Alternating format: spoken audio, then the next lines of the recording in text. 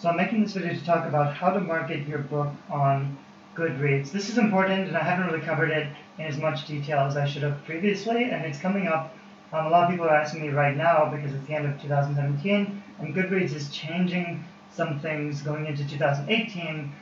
Mostly they're starting to charge for their giveaway packages. A lot of authors are upset about that because it used to be free to give away print books to readers on Goodreads.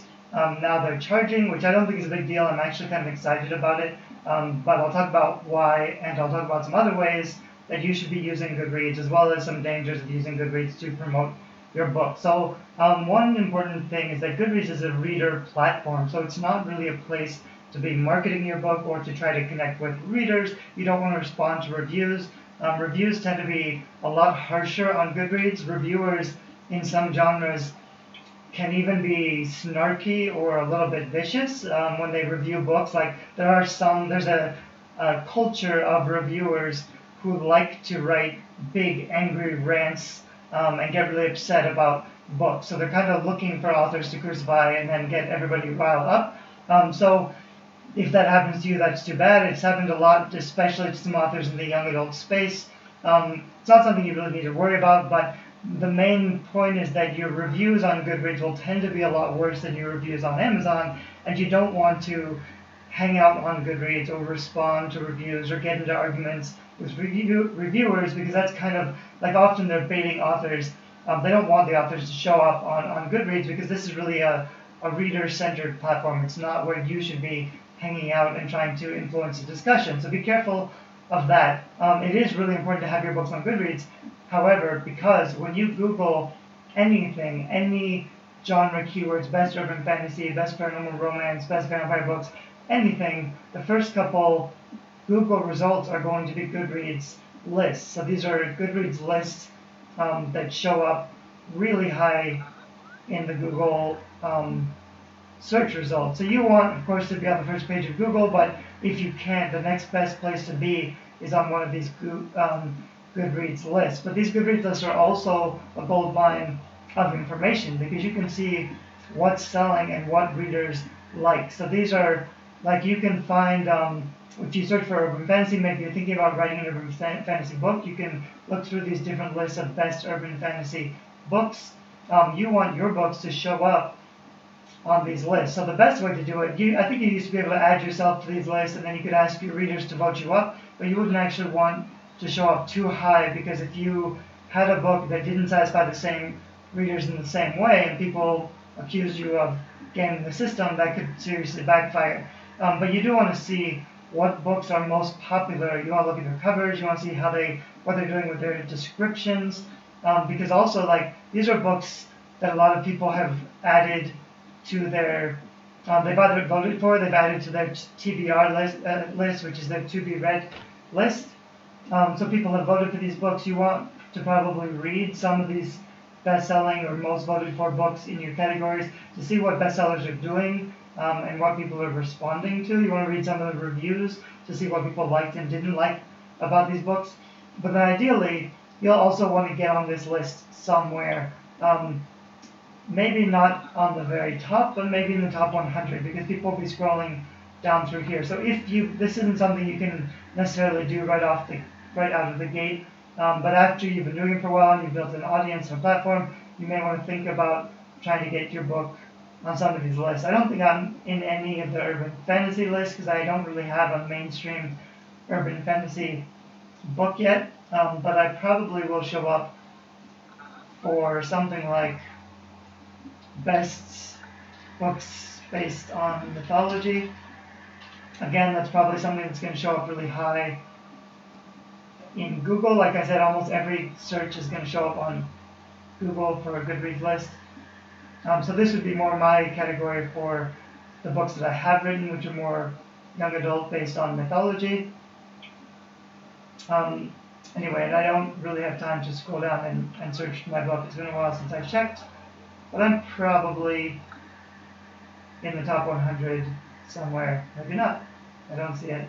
Anyway, like I said, it's been a while and I haven't checked recently. You do want to kind of keep tabs because ideally you will be in the top 100. So I could go back and I could get my audience to find one of my books and vote it up a little bit. But let me talk a little bit more about other things you can do on Goodreads. Especially, these are the giveaways that are already running. So previously, you could just submit your books and set up a giveaway. You give away a couple print copies of your books.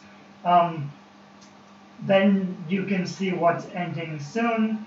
You might, like if you have this is a good way to test out your copy, because you're basically offering a free copy to an active audience who really wants the book. So if you have a great cover and a great blurb and a great title or a tagline or whatever, you should get a lot of entries. If you don't get a lot of entries, you either don't have a great book cover or tagline or summary, or you haven't written the book in a very popular audience. So this is an easy way to test how much demand there is for your book based on how many people are requesting a copy. But you can also use it for research by looking at the most requested books. So you can see, of all of the books being published, if you're looking for like the most popular categories, the most popular authors, these are the most requested books on Goodreads. This is a great way to find out new releases. So for example, this looks like a young adult sci-fi adventure book coming out in 2018. It's getting a lot of requests. So this would be something I would want to add to, for example, I'd want to check it out, but I could add this title and these authors to my list of keyword targeting. So these are keywords I could use in my Amazon ads or on my Facebook targeting. I could try to show if I have a science fiction adventure book, I could try to show it up on Amazon next to this book, because this is a book that's going to be popular in 2018. That's at least what I'm hoping. So I can look for popular books that are coming out. You could also do this just on Amazon, but sometimes it's a little harder to find the new releases. So this is something that's coming out in January 2018. So for example, if I'm launching a science fiction adventure novel in 2018, I would want to launch it on the same day as this other book and target this book. Or I could do a book giveaway where I could also give away one of these books with one of my books and with a couple of other books, which would appeal to readers who are, like, this is 5,000 people who want a copy of this book. So if I can get on the radar or put my book next to this book somehow, that would be a big win for me if I had something in a similar category. So I can scroll down and look for other books. This one's High Witch. This might be something that's similar to some of my stuff, because I have a urban fantasy coming out. I have some epic fantasy coming out. This one looks like something else pretty cool. I can't tell what the description is, but I can tell a little bit more about the author. And like I said, this is something that's coming out. This is something that's coming out really soon. So I want to keep tabs on how this book is doing and maybe target the same audience. Anyway, so Goodreads giveaways can be a good way to find out what readers are looking for, most requested and popular authors. So I can also see, like, what are the most popular authors. Anyway, so these are things that I would want to be doing and looking through. However, because there's anybody could set up a giveaway. So if you're just looking for ending soon, there's lots and lots of giveaways, and they're all kind of mixed together. You can't separate by genre. It's probably pretty hard to find your book. So there's some overwhelm, which is why personally I'm a little excited about the new program. Goodreads introduces a new US giveaways program. Now you can give away ebook copies, and you can give away 100 ebook copies. So previously, if you want to give away 5 or 10 copies of your paperback, that's fine. But if you, typically you can give away 100 copies of your book and only get a handful of reviews. So if you only give away 5 or 10 copies of your paperback, there's no criteria that says they have to review that book. And I believe with current giveaways, even if they request to win the giveaway, they're not adding the book to their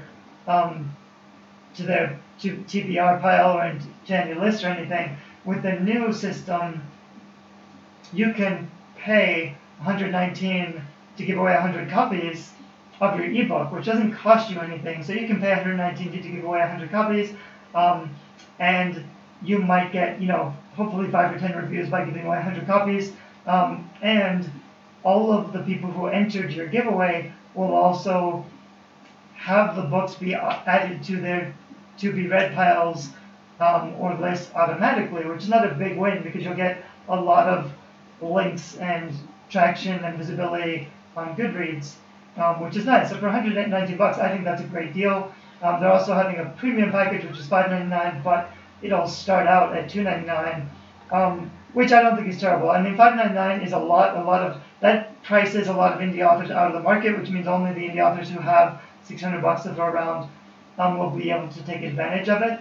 But it's also a pretty nice thing for authors who are already doing well or have books in a popular market who can afford it, because that's all this extra price tag basically means is featured placement, which means your giveaway will show up at the top, and it has more visibility. I don't know that actually this will even give you that much. Like, it may not be worth it. I probably wouldn't do it for $5.99. For $2.99, I think I'll definitely try it out because I think that's a pretty good deal. So this is something I'm excited about because you'll be able to give away ebooks to 100 readers. I'll probably get like 5,000 or so entries that'll automatically be added to their TBR piles. That's great visibility. So for each of my new book launches and for a lot of my existing books, I'll probably do this just because it'll put me in a much stronger position on Goodreads. And anyway, so these are some reasons I'm excited about rather than threatened by this new feature. A lot of authors are saying, it's ridiculous for Goodreads to start charging authors.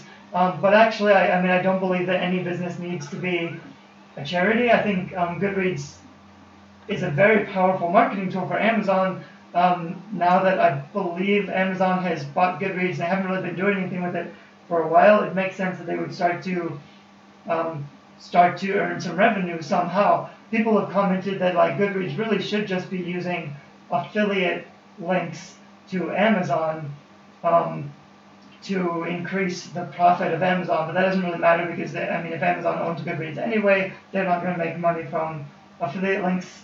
So it makes sense for them to be selling advertising for authors to reach the huge reader community that they already have, and also the organic traffic reach, because like I said, Goodreads is the place for books. So if you want to get visibility on Google or on the internet in general, Goodreads is really the place to focus on.